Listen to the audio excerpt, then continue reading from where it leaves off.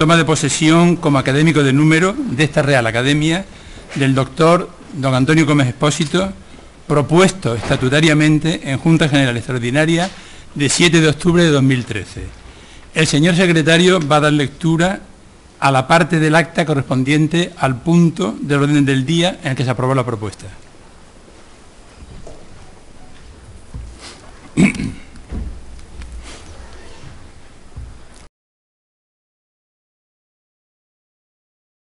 El acta de la Junta General Extraordinaria de la Real Academia Sevillana de Ciencias del 7 de octubre de 2013 figura como punto cuarto del orden del día. Elección, si procede, de nuevos académicos numerarios. Se puede leer en el acta. Se presenta una candidatura a favor del doctor don Antonio Gómez Expósito, debidamente avalada por la firma de 5 académicos numerarios. El excelentísimo señor don Javier Santojo presenta los méritos que concurren en el candidato. Tras un cambio de impresiones en el que participan varios académicos, se procede a la reglamentaria votación. El resultado es 23 votos favorables. No hubo ningún voto en contra ni ningún voto nulo. De acuerdo con este resultado, el ilustrísimo señor don Antonio Gómez Expósito pasa a ser miembro electo de esta academia. Luego, los dos académicos más modernos presentes se dignen acompañar al recipiendario hasta la entrada.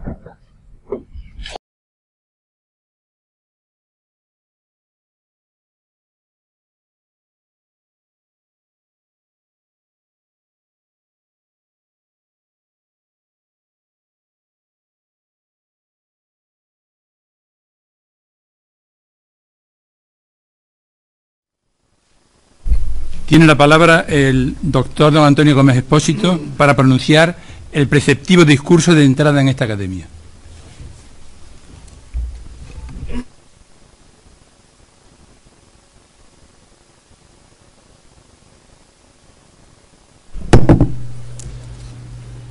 El novelista y ensayista Marcel Proust decía que debemos agradecer a los hombres y mujeres que nos hacen felices, pues ellos son los encantadores jardineros que hacen florecer a nuestro espíritu. Si la gran satisfacción que siento en este momento constituye, como creo, una de las múltiples formas en que cristaliza la escurridiza felicidad, no puedo empezar mi discurso sino agradeciendo a los miembros de esta egregia institución, en particular a los que han propuesto mi candidatura, por haber buscado y parece que hallado en mi trayectoria profesional cualidades suficientes para merecer este reconocimiento. Muy especialmente agradezco al profesor Aracil la lectura crítica de este discurso, sus comentarios y el honor que me brinda con su contestación. Mi agradecimiento también a la abultada nómina de colaboradores, esforzados labradores más que jardineros, con quienes he roturado en los últimos 30 años para ensanchar la frontera de lo que empezó siendo un pequeño huerto, casi un erial, que ha dado frutos acaso inesperados. El singular equipo que hemos construido entre todos constituye, sin duda, uno de los activos más importantes de los que puedo presumir. Pero también presumo de mi coqueto jardín familiar, donde hace tiempo brotaron 2 vigorosas plantas de una misma semilla. A las flores que engalanan mi jardín y a la incansable jardinera que aún lo cuida con idéntico mimo que antaño, les dedico estas palabras. Como achado, mi infancia es un recuerdo de un patio, al abrigo de una familia numerosa. Un oasis de maceta en un mar de olivos, hoy abandonado y marchito. Es en ocasiones como esta cuando más siento en mi alma el aguijón de las saudades por los que ya hicieron su último viaje y no pueden estar aquí con nosotros. En 1864, Maxwell publicó A Dynamical Theory of the Electromagnetic Field, que sintetizaba en sus famosas ecuaciones todos los trabajos experimentales y leyes cuantitativas obtenidas hasta la fecha, a la vez que predecía la existencia de ondas electromagnéticas. El trabajo de Maxwell, que constituyó la segunda gran unificación de la física tras la realizada por Newton exactamente 2 siglos antes, fue esencialmente de naturaleza matemática y no hubiera sido posible sin la invención del cálculo por el propio Newton y Leibniz. Por ello, a pesar de los trabajos teóricos realizados por Kirchhoff 2 décadas antes, me parece acertado tomar el año 1864 como hito que marca el comienzo de la fecunda relación entre las matemáticas y la ingeniería eléctrica a la que me referiré. La nómina de físicos, matemáticos o ingenieros que durante los 150 años siguientes Han establecido sólidos puentes entre las matemáticas y la ingeniería eléctrica, es bastante extensa e incluye a personajes de la talla de Oliver Heaviside, Claude Shannon o el propio Paul Dirac. Pero sus historias son bien conocidas y los anaqueles están repletos de libros que glosan sus importantes contribuciones. Por ello, me propongo centrar este discurso en otros actores, acaso secundarios para algunos, pero igualmente protagonistas de este siglo y medio de vertiginoso desarrollo científico y tecnológico. En su libro El carácter de la ley física, del premio Nobel Richard Feynman, afirma que la naturaleza es simple y que es posible reconocer la verdad por su belleza y simplicidad. Aunque él se refería a las leyes de la física, creo que la simplicidad debería guiar también a todo investigador que deba plasmar su trabajo en formulaciones o procedimientos matemáticos. Los tres ejemplos de fructífera simbiosis entre matemáticas e ingeniería a los que me referiré a continuación, siguiendo un orden cronológico, responden fielmente a este principio. Los tres tienen en común el hecho de que sus contribuciones matemáticas han trascendido la ingeniería eléctrica, encontrando aplicaciones en otros campos de la ciencia y la tecnología. A finales del siglo XIX, el rotundo éxito de las primeras instalaciones de corriente continua resultó a la postre el factor decisivo para su desaparición, al quedar muy pronto de manifiesto sus limitaciones para transportar cada vez más energía a mayores distancias sin poder aumentar el voltaje. En este contexto, la conocida como Guerra de las Corrientes entre General Electric y Westinghouse, es decir, entre Edison y Tesla, por hacerse con un mercado cuyo potencial se sabía inmenso, acabó decantándose rápidamente por la corriente alterna, especialmente tras la adjudicación en 1895 de la central hidroeléctrica de Niágara a Westinghouse. Si bien Tesla, que descubrió el campo magnético giratorio e introdujo numerosas mejoras en los dispositivos trifásicos, fue el actor principal en el desarrollo del sistema de corriente alterna que utilizamos en la actualidad, mi objetivo en este primer punto es referirme a la contribución de otro personaje no menos importante, aunque no tan reconocido, el alter ego de Tesla. Charles Steinmetz nació en la por entonces conflictiva región fronteriza de la Baja Silesia, entre Alemania y Polonia. Estudió diversas disciplinas científicas, incluyendo matemáticas, física e ingeniería mecánica, antes de emigrar con 24 años a Nueva York, donde comenzó a trabajar en un taller eléctrico. Allí realizó sus primeras contribuciones en el campo de la ingeniería eléctrica, formalizando matemáticamente y comprobando experimentalmente las hasta entonces completamente desconocidas leyes que gobiernan las pérdidas por histéresis magnética en las máquinas eléctricas. Cuando la empresa fue vendida a General Electric, recién fundada por Edison, Steinmetz se integró en la nueva compañía, donde fundó el laboratorio de investigación y permaneció el resto de su vida. Al final de su carrera también realizó importantes contribuciones en el campo de la descarga atmosférica, que llegó a recrear en el laboratorio, y cuando murió en 1923 tenía más de 200 patentes. Pero si traemos a colación a Steinmetz en este discurso es por su tercera y más importante contribución personal, el análisis de circuitos en corriente alterna mediante el método de los fasores, que reduce el problema a la solución de sistemas de ecuaciones puramente algebraicos con coeficientes complejos. Hasta entonces, frente a la extrema simplicidad de los circuitos de corriente continua, que conducen de forma natural a un sistema de ecuaciones algebraicos, el análisis y diseño de los circuitos de corriente alterna, incluso de los más triviales, se tornaba una ardua y farragosa tarea, debido a la aparición de ecuaciones diferenciales. Los métodos al uso, basados en una combinación de intuición, habilidad para transformar ecuaciones, eliminar incógnitas y diagramas vectoriales ad hoc, eran difícilmente extrapolables a circuitos de tamaño y estructura arbitrarios. Steinmetz presentó el método de los fasores en 1893 en un congreso internacional, pero prácticamente nadie logró entenderlo ni sacar provecho del mismo en ese primer intento, como un poco les pasa a nuestros alumnos también. Fue posteriormente con la publicación de su libro de texto, que durante las siguientes décadas fueron referencia obligada en todo el mundo, cuando el método simbólico ganó rápidamente popularidad hasta convertirse en la herramienta imprescindible que es hoy. El concepto de impedancia o el de potencia reactiva, por citar solo dos ejemplos relevantes, pertenecen al acervo de prácticamente cualquier ingeniero, con independencia de su especialidad. Pero los libros de Steinmetz van mucho más allá y se adentran en territorios que incluso muchos programas de posgrado actuales exploran solo superficialmente. Su tratamiento de temas como las corrientes parásitas de Foucault, las líneas de parámetros distribuidos o la distorsión armónica apenas ha sido superado más de un siglo después. En la era de los ordenadores, todas las herramientas comerciales de análisis de sistemas eléctricos y circuitos electrónicos analógicos, capaces de resolver en escasos segundos sistemas con decenas de miles de componentes, se basan en el método de Steinmetz, que, salvo pequeños retoques de notación, permanece inalterado desde su publicación. Pero el método simbólico para cálculo de circuitos en corriente alterna ha trascendido también a otros ámbitos de la ingeniería en los que se diseñan sistemas lineales sometidos a excitaciones de tipo sinusoidal. Teniendo en cuenta los más de 100 años de historia de la noción de fasor, resulta extraño que su casi trivial generalización a problemas donde intervienen sinusoides amortiguadas no se haya producido hasta hace escasos años. En 1989, el japonés Yamamura, en una breve comunicación de 4 páginas, introdujo el concepto de vector espiral o fasor generalizado, que se obtiene reemplazando simplemente la frecuencia ordinaria por una frecuencia compleja. Ello permite modelar, como caso particular, todas las formas de onda que aparecen en la respuesta natural de circuitos lineales, incluyendo exponenciales, oscilaciones amortiguadas, etc. De su propia definición se deduce que las propiedades teóricas de los fasores generalizados son exactamente las mismas que las de los fasores ordinarios, incluyendo el cumplimiento de la ley de Kirchhoff y, previa generalización del concepto de impedancia, la ley de Ohm. En nuestro grupo de investigación desarrollamos hace varios años una novedosa metodología para determinar la propagación de respuestas naturales en circuitos lineales con un coste computacional muy inferior al de los métodos existentes. La originalidad del procedimiento radica en la utilización sistemática de las ecuaciones de nudos, mucho más simple de formular y resolver que las ecuaciones en variables de estado. Hasta entonces, las ecuaciones de nudos se habían aplicado solo en el ámbito de los fasores ordinarios, siguiendo el método de Steinmetz, y nuestro trabajo logró generalizar dicho método al cálculo de respuestas naturales, sin tener que recurrir al dominio temporal. Más recientemente hemos mostrado que los fasores generalizados se pueden emplear también para calcular los autovalores y autovectores dominantes utilizando exclusivamente las ecuaciones de nudos, lo cual resulta computacionalmente muy ventajoso en circuitos de gran dimensión.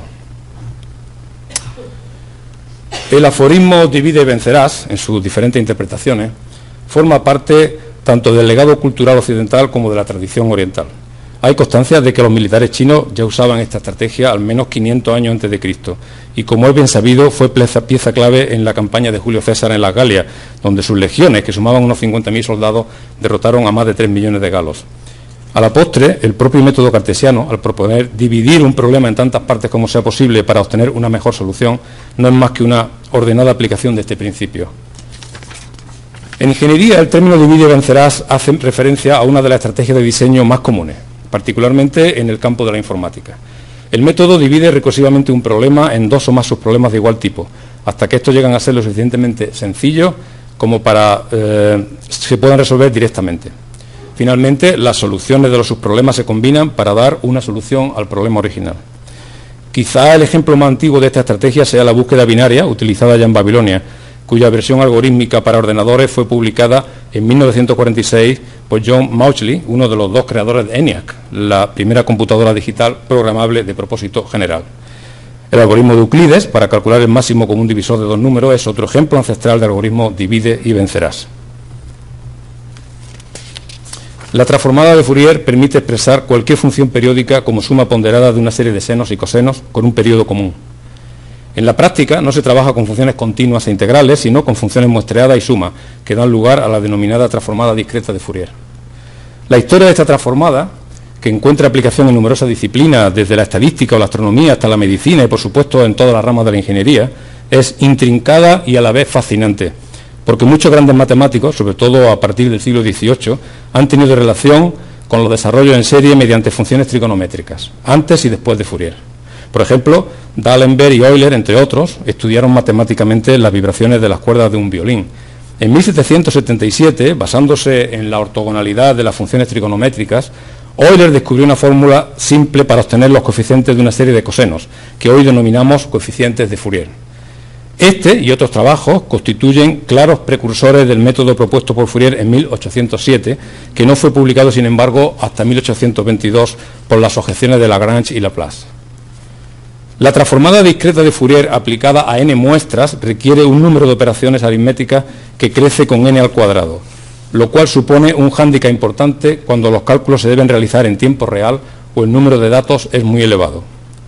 El advenimiento de las computadoras digitales, con su escasa potencia de cálculo y su limitada memoria en aquellos tiempos, trajo consigo la imperiosa necesidad de reducir dicho coste cuadrático, dando lugar a una nutrida y variada familia de algoritmos conocidos en la literatura como transformada rápida de Fourier o simplemente por su acrónimo inglés FFT, Fast Fourier Transform. Precisamente lo que caracteriza a todos los procedimientos FFT es su habilidosa utilización de la estrategia divide y vencerás. Sutiles modificaciones en la forma en que dicho principio se aplica originan notables diferencias en el coste computacional resultante. Estudios históricos recientes demuestran que el primer algoritmo exitoso de este tipo se debe a Gauss, el príncipe de los matemáticos, quien no lo publicó en vida. El procedimiento de Gauss fue redescubierto siglo y medio después por Cooley y Taki, quienes publicaron en 1965 su seminal trabajo An Algorithm for the Machine Calculation of Complex Fourier Series, el cual ha recibido desde entonces más de 10.000 citas. James Cooley es un investigador estadounidense de 88 años que se doctoró en matemáticas aplicadas por la Universidad de Columbia y desarrolló prácticamente toda su carrera en IBM. John Taki, fallecido en el año 2000, se graduó en química y obtuvo un doctorado en matemáticas por la Universidad de Princeton, donde compaginó la docencia con su trabajo en los prestigiosos laboratorios Bell de ATT. Aunque su aportación más celebrada es sin duda la transformada rápida de Fourier, se le atribuyen también términos hoy día tan cotidianos como bit y software. El procedimiento ideado por Cooley y Taki, como el de Gauss más de 150 años antes, descompone el cálculo de la transformada de n muestras en dos transformadas de un número menor de ellas. Aplicando esta idea recursivamente, para valores de n que sean potencia de 2, se llega finalmente a n medias transformadas elementales de 2 muestras cada una, que se combinan linealmente para obtener la transformada completa deseada. La principal ventaja de esta forma de organizar las operaciones, amén de otras relacionadas con su implantación modular en chips de silicio, es que el número total de operaciones se reduce a n por el logaritmo de n. La transformada rápida de Fourier y otras similares alteraron definitivamente el equilibrio entre el tratamiento analógico y digital de la información a favor de este último. Cuando hablamos por teléfono, oímos música, vemos la televisión, tomamos fotos, almacenamos datos en un disco duro o simplemente especulamos en los mercados financieros, por referirme solo a ejemplos cotidianos, estamos utilizando sin saberlo algunos de los muchos procesos de tratamiento de datos derivados del trabajo de Cooley y Taki, acompañados seguramente de otros algoritmos relacionados con la corrección de errores, la encriptación, etc. ¿Cuántos niños de 10 años no saben hoy, por ejemplo, qué son los archivos JPEG o MP3? Definitivamente, la codificación de la información mediante bits domina el mundo. Incluso me atrevería a asegurar que las técnicas de procesado digital de imágenes, derivadas en mayor o menor medida del algoritmo de Cooley y Taki, actualmente desplegadas en numerosos sistemas de diagnóstico médico, salvan hoy por hoy más vidas que, por ejemplo, los tratamientos individualizados basados en terapia génica. No pretendo con esta afirmación en absoluto cuestionar la necesidad e importancia de hacer investigación científica básica, sino resaltar cómo un avance tecnológico, en este caso la combinación de un algoritmo matemático con la potencia de los actuales computadores, puede ser tan beneficioso para la humanidad como un descubrimiento científico. En numerosas aplicaciones, como el procesado de señal eléctrica, la información a tratar consiste en una secuencia temporal indefinida, de la que solo nos interesa una ventana que se desliza en el tiempo conforme llegan nuevas muestras de datos, a la vez que se descartan las más antiguas. Esta variante, como conocida como transformada de Fourier de ventana móvil, supone un avance conceptual notable respecto a la transformada convencional, toda vez que aporta información tanto en el dominio del tiempo como en el de la frecuencia. En un trabajo de 1991, que también pasó casi desapercibido, Cobell y Richardson mostraron que la transformada de Fourier de ventana móvil se puede obtener con un coste computacional de orden n, observando que entre dos transformadas consecutivas solo cambia una mariposa de la primera capa, dos en la segunda y así sucesivamente. De ese modo, almacenando los resultados intermedios necesarios, cada vez que llega un nuevo dato solo es preciso recalcular las mariposas que realmente han cambiado desde la ejecución anterior. Nuestros trabajos en este campo comenzaron en los años 90, motivados por la necesidad de calcular en tiempo real un elevado número de armónicos para el desarrollo de un relé diferencial, cuya implantación en los microprocesadores de 16 bits de la época era problemática y novedosa. En primer lugar, extendimos el método de Cobell-Richardson a otras transformadas trigonométricas de gran interés, como la de Hartley y coseno. Posteriormente, desarrollamos un nuevo algoritmo que reduce de forma notable el número de operaciones aritméticas para transformadas de ventana móvil, expresando la componente real de cada armónico como combinación lineal de dos valores consecutivos de su componente imaginaria. Asimismo, obtuvimos fórmulas de mínimo coste para el cálculo directo del módulo de armónicos, de especial interés en sistemas eléctricos. Recientemente, explotando una conocida propiedad de la transformada de Fourier, hemos desarrollado un procedimiento para calcular con las mínimas multiplicaciones posibles cualquier armónico de una secuencia de datos a partir del valor medio de otra secuencia, que se obtiene simplemente rotando en el tiempo los datos originales. Esta metodología, imbatida hasta la fecha, se ha aplicado con éxito, por ejemplo, al cálculo de medias y medias cuadráticas móviles de gran interés en numerosas disciplinas. Proceder sin orden y concierto, es decir, sin una buena planificación, suele conducir a resultados desastrosos, como bien saben los militares, los músicos o simplemente quienes tienen que organizar un sistema relativamente complejo en el que intervienen un elevado número de componentes o actores.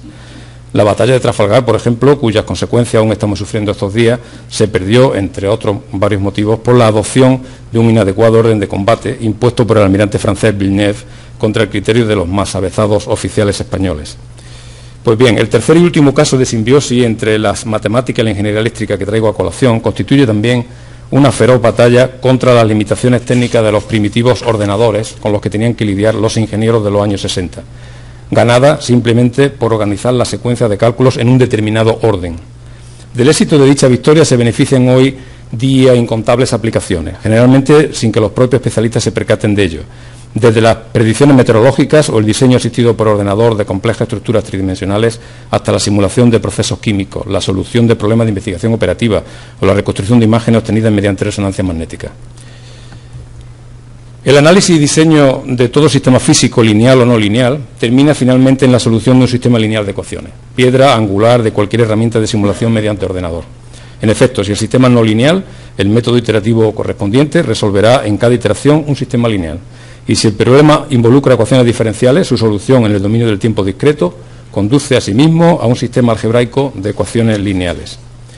En la mayoría de aplicaciones de interés práctico, como las ya mencionadas, los sistemas a resolver tienen un tamaño muy considerable y comparten una peculiar característica. Cada variable del problema está ligada directamente solo a unas cuantas variables vecinas, lo cual implica que el sistema de ecuaciones correspondiente tiene un porcentaje muy elevado de ceros. Las matrices involucradas en estos sistemas de ecuaciones lineales de gran dimensión, denominadas matrices dispersas, llegan a tener más de un 98% de elementos nulos a partir de 200 ecuaciones.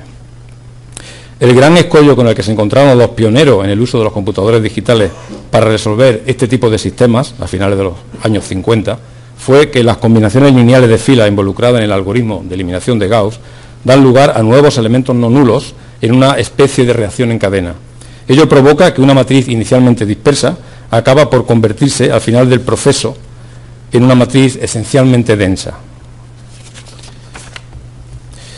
Pero la solución de sistemas densos requiere un almacenamiento de datos proporcional a n al cuadrado e involucra un coste computacional de orden n al cubo, lo cual resultaba intratable para los primitivos ordenadores e incluso lo es hoy día, habida cuenta de las cada vez mayores dimensiones de los problemas que se abordan. Hasta mediados de los 60, la solución adoptada consistió en utilizar procedimientos iterativos para resolver ecuaciones lineales, que si bien requerían menos memoria, conducían a tiempos de ejecución muy elevados, a pesar de las elaboradas estrategias utilizadas para acelerar su convergencia. En este estado de cosas, Harry Markowitz, por entonces profesor de la prestigiosa Escuela de Economía de Chicago, pionero en la introducción del riesgo en la gestión de carteras, contribución por la que en 1990 recibió el Nobel de Economía, publicó en 1957, curiosamente el año que yo nací, un método para elegir el pivote del conocido algoritmo simplex utilizado en programación lineal. El objetivo inicial del método de Markowitz era minimizar el número de operaciones aritméticas en cada etapa, pero indirectamente reducía también el número de elementos no nulos de las matrices resultantes. William Tinney es un ingeniero eléctrico de potencia que aún hoy, a sus 93 años, trabaja como consultor. Comenzó su carrera en la compañía eléctrica Bonneville Power Administration, la más importante de las que operan en el noroeste de los Estados Unidos, donde permaneció hasta su jubilación en 1979. Por aquel entonces se estaba produciendo la transición entre los computadores analógicos, denominados analizadores de red, y los digitales. Estos últimos ofrecían la ventaja de poder ser programados con más facilidad, lo que les dotaba de la máxima generalidad posible. Por el contrario, los computadores analógicos, que no eran sino modelos físicos a escala de la propia red, daban resultados rápidos, pero su reprogramación se tornaba una ardua tarea, lo cual les restaba versatilidad. Ambos tipos de computadores convivieron durante muchos años e incluso se comercializaron modelos híbridos hasta los años 90, como el Anacon de Westinghouse, que estuvo operativo nada menos que hasta 1991. Basado seguramente en su conocimiento del criterio de Markowitz, Tinney propuso 3 algoritmos heurísticos de ordenación de ecuaciones en varias publicaciones realizadas entre 1963 y 67. El segundo de dichos métodos, que elige en cada etapa de la eliminación gaussiana el nudo con menores interconexiones, se convirtió rápidamente en un estándar en todo tipo de aplicaciones donde hubiese que resolver matrices dispersas, debido a que producía resultados casi óptimos con un coste muy razonable. Los matemáticos formalizaron estas ideas y bautizaron este procedimiento como el método de ordenación de grado mínimo, También aportaron diversas mejoras a la implantación algorítmica del método, todas ellas incorporadas en herramientas como MATLAB, hoy ya imprescindibles en ingeniería. La razón del tremendo éxito de este esquema de ordenación es bien simple. La matriz resultante, tras la eliminación gaussiana, sigue siendo casi tan dispersa como la matriz inicial, consiguiendo de ese modo que el coste de resolver el sistema de ecuaciones crezca poco más que linealmente con el número de ecuaciones, en lugar de hacerlo cúbicamente. Para sistemas muy grandes, la diferencia entre emplear o no este sencillo algoritmo de ordenación son tan abismales que los tiempos de cálculo pueden pasar del rango de segundos a horas o incluso días. En este punto conviene hacer notar que la motivación de Tini para resolver de forma rápida los sistemas de ecuaciones dispersos no era de índole teórica, sino pragmática. En efecto, el primer encargo que le hizo su compañía eléctrica como flamante ingeniero fue desarrollar un procedimiento eficiente para resolver, mediante computadores digitales, el problema del flujo de cargas en redes eléctricas, de naturaleza no lineal. La convergencia cuadrática del método de Newton para resolver sistemas no lineales era bien conocida, pero presentaba el gran inconveniente en aquella época, frente a otro esquema iterativo más simple, de tener que resolver un sistema de ecuaciones en cada iteración. Realmente una tarea titánica para los ordenadores de los años 60 por las razones mencionadas. Por ello, solo se aplicaba en problemas pequeños. El algoritmo de ordenación de mínimo grado llegó en el momento preciso para solventar definitivamente esta cuestión, convirtiendo desde entonces al método de Newton en el procedimiento estándar para resolver problemas no lineales de cualquier naturaleza y dimensión. La primera publicación de Tini en los Transactions of the IEEE sobre la aplicación de método iterativo al problema del flujo de cargas tuvo lugar en 1957, mientras que la última apareció en 2005. En reconocimiento a sus importantes aportaciones durante este medio siglo, que trascienden el campo de la operación y control de redes eléctricas, imposible de resumir aquí, Tini recibió en 2011 la medalla del IEEE. En uno de los cursos de doctorado a los que asistí, allá por los 80, el profesor Adafil nos recomendaba que enfocásemos nuestras líneas de investigación en el ámbito de los sistemas no lineales, considerando que los sistemas lineales estaban ya bastante agotados. Realmente, viendo todo lo que había llovido en los siglos XIX y XX, no le faltaba razón, puesto que desde un punto de vista formal o conceptual, tanto en sus aspectos estáticos como dinámicos, los sistemas lineales ya tenían un cuerpo de doctrina consolidado y cerrado. En cambio, los trabajos de Lyapunov, Hopf y otros sobre bifurcaciones, estabilidad estructural, caos, control borroso, etc., entonces en pleno apogeo, dejaban todavía abierto mucho frente en el campo de los sistemas no lineales, que es también el de los sistemas eléctricos donde he desarrollado toda mi actividad. Sin embargo, esta percepción acaso ignoraba la existencia de una disciplina todavía joven, a medio camino entre las matemáticas y la informática, que es la ingeniería del software matemático, término acuñado en 1969 por John Rice, quien fundó en 1975 los Transactions of Mathematical Software de la prestigiosa sociedad ACM. Lo cierto es que casi por casualidad, coincidiendo en el tiempo con las primeras actividades de transferencia tecnológica a la industria de la entonces joven Escuela de Industriales de Sevilla, me vi abocado a tener que resolver en tiempo real grandes sistemas de ecuaciones en los todavía limitados microprocesadores de mediados de los 80, como le había ocurrido a Tini con los voluminosos y lentos computadores de los 60. Entré así, sin darme cuenta apenas, en el fascinante mundo de los algoritmos computacionales que desde entonces he cultivado con pasión. Un hecho providencial en este devenir fue el que cayera en mis manos el volumen Electric Power Problem de Mathematical Challenge, que contiene las ponencias de un congreso organizado en 1980 por la Sociedad Matemática SIAM. En dicho volumen, que fue mi Biblia particular durante unos cuantos años y que aún conservo en lugar prominente de mi biblioteca, encontré no solo los algoritmos de Tini, sino también la recopilación de contribuciones fundamentales realizadas por otros ingenieros de potencia y las de prestigiosos especialistas en métodos numéricos, como el trío Gill, Murray, Wright, autores del conocidísimo manual sobre problemas de optimización no lineal. Pero volvamos a la línea argumental de mi discurso.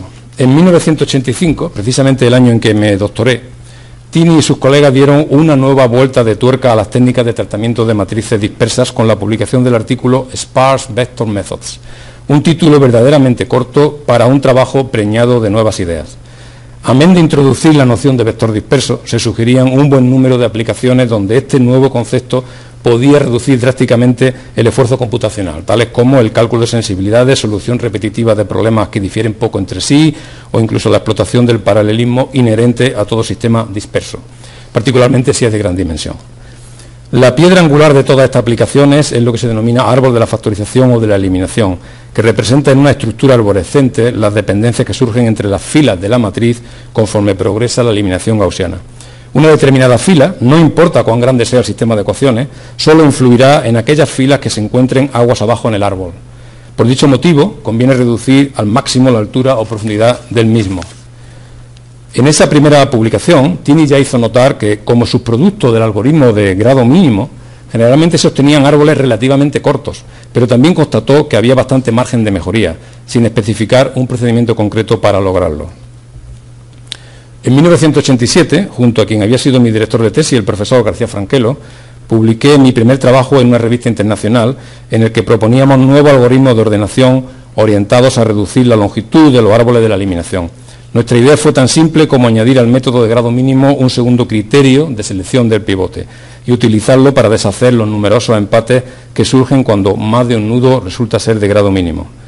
Con un par de líneas de código adicionales en el algoritmo estándar de grado mínimo se logró mejorar notablemente su desempeño en este tipo de aplicaciones.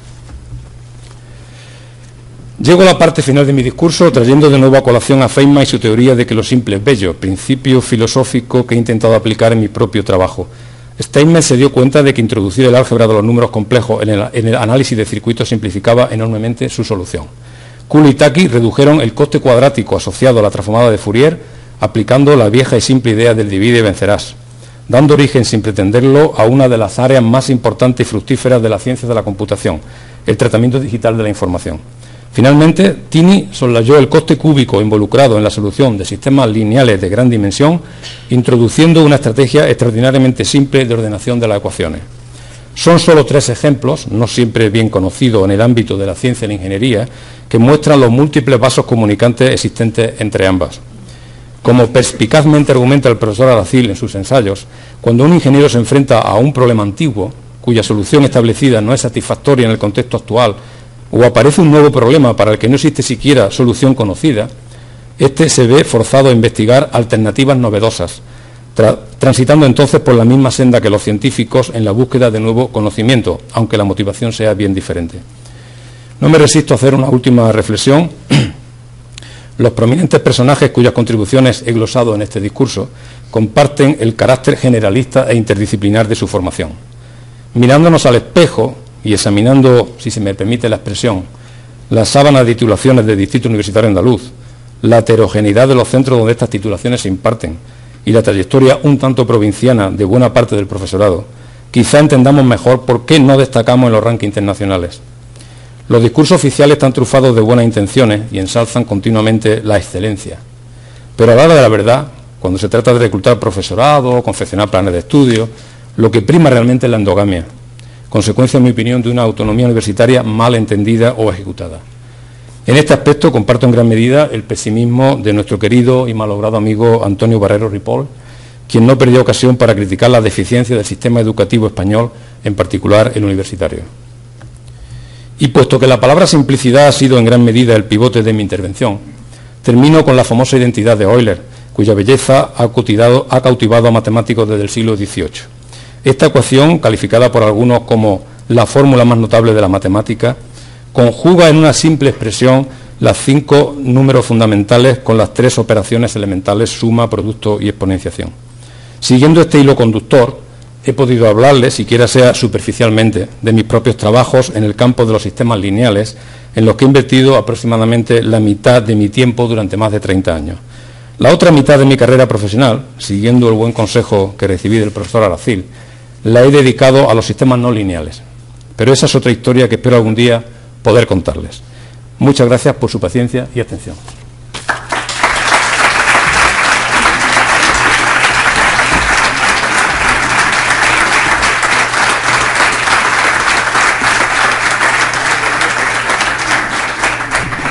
Se va a proceder a imponer la medalla de la institución al nuevo académico.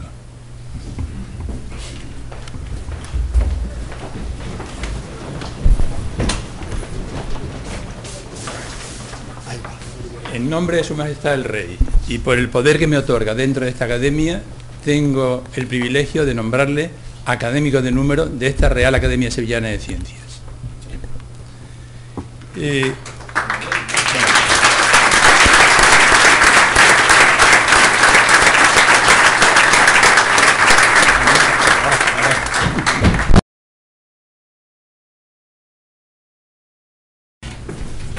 Le ruego abrace, una vez que termine.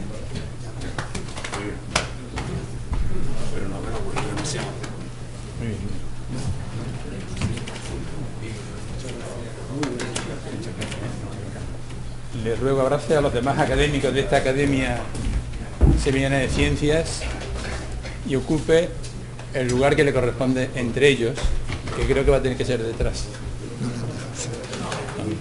Ah, hay un sitio, hay un sitio. Ah, tú te vas. Hombre, espérate.